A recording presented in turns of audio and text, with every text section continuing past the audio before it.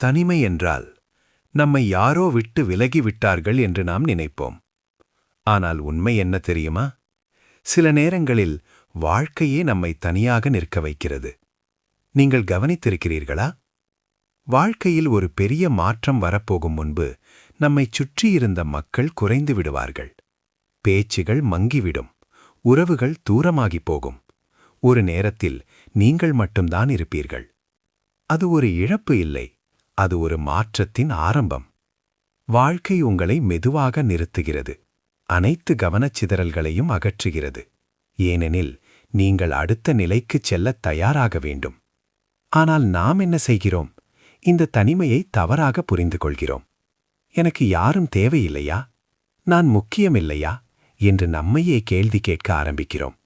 இல்லை, இந்த அமைதி உங்களை தண்டிக்க வரவில்லை, உங்களை உருவாக்க வருது. நீங்கள் தனியாக இருக்கும் அந்த நேரங்களில்தான் நீங்கள் யார் என்பதை உணர்வீர்கள். நீங்கள் என்ன ஆக வேண்டும் என்பதை புரிந்து கொள்வீர்கள். கூட்டத்தில் இருக்கும்போது நாம் பல முகமூடிகளை அணிவோம். ஆனால் தனிமையில் அந்த முகமூடிகள் அனைத்தும் அகன்றுவிடும். அங்கே இருக்கும் ஒரே மனிதர் உண்மையான நீங்கள்.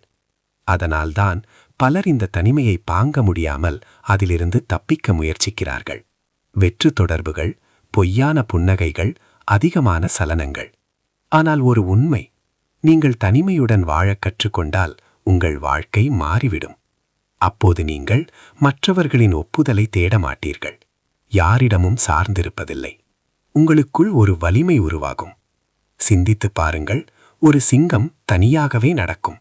ஆனால் அதுதான் காட்டு ராஜா. அதேபோல் இந்த கடந்து செல்லும் தனிமை உங்களை பலவீனமாக்க வரவில்லை, உங்களை அடக்க முடியாதவனாக மாற்ற வருது.